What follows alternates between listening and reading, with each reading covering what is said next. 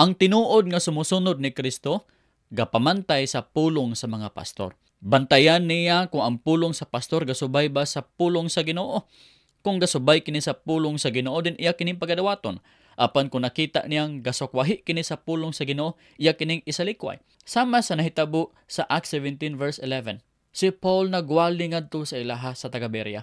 Gidawat nila ang pulong ni Paul. Nganuman, nakita nila nga ang pulong ni Paul naa sa Old Testament Scriptures. Kung wala pa nila makita ang teaching ni Paul sa Old Testament Scriptures, ila unta kadtong gi-reject. Atong basahon ng Acts 17:11. O kini sila labi pang mabuot kaysa mga taga Tesalonica. Kay gidawat nila ang pulong sa bug-os nga kaabtik sa hunahuna.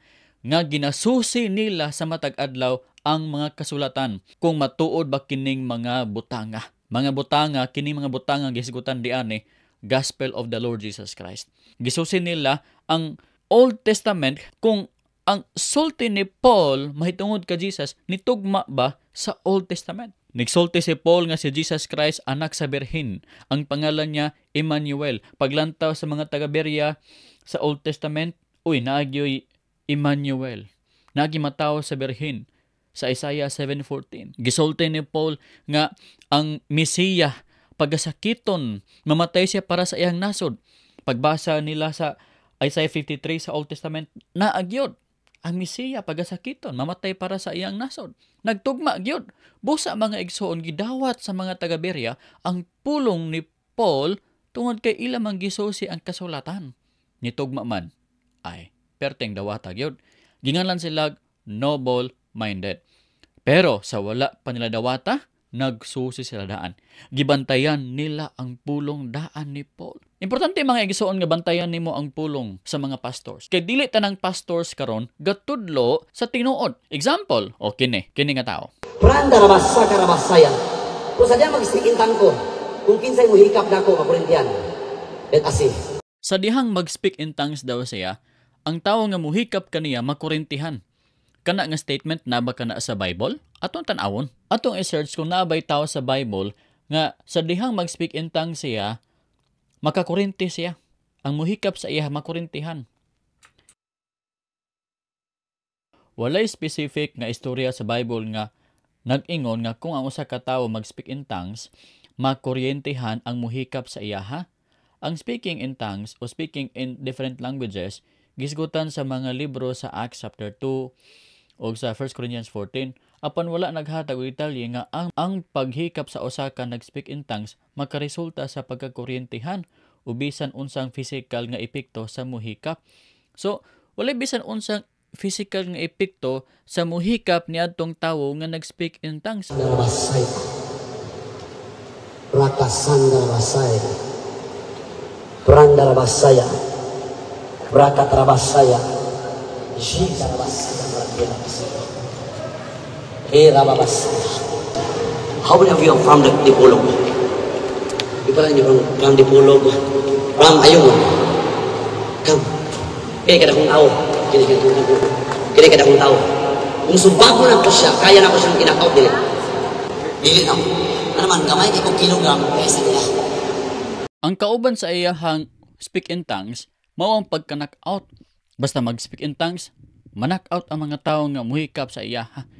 Ang Bible nagsulti nga basta mag-speak in tongues ka, ang kauban ana mao ang interpreter para makasabot sila sa pulong sa Ginoo. Dili kay ang resulta sa pag-speak in tongues kay ma-knock out ang tao nga muhikap sa imuha.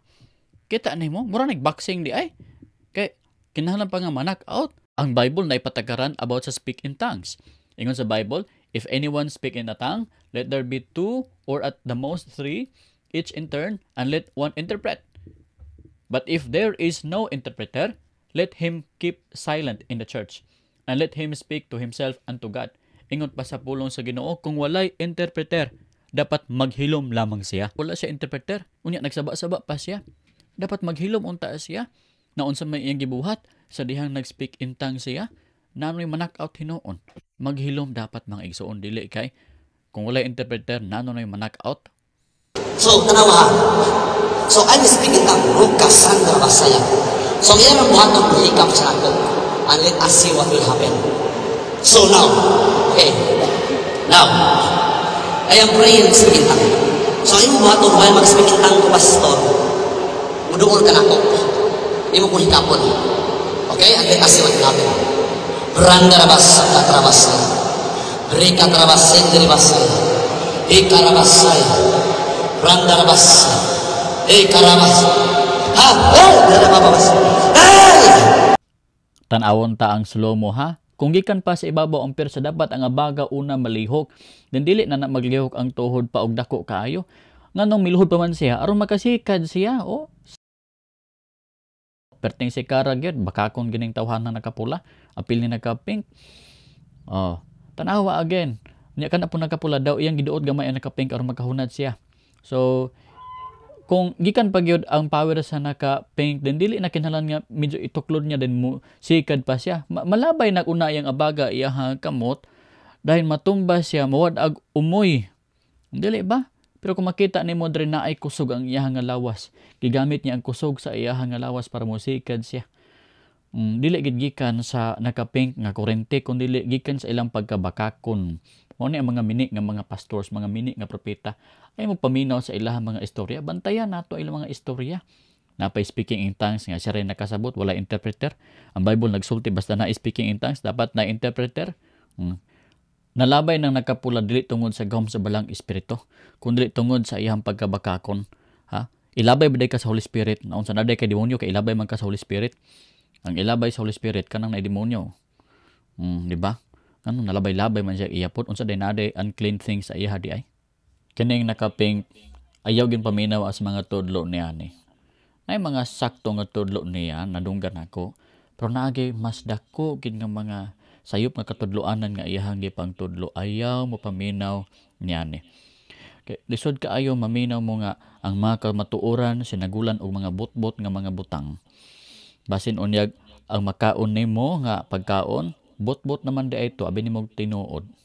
Kinahanglan gyud nga magbantay kita sa mga pulong sa alagad sa Ginoo. Sa dihang naminaw ta sa ilahang mga wali, naa diha sa tong kamot ang Biblia. Lantawon ta gayud kung naa ba gayud sa Biblia ang ilang gisulti.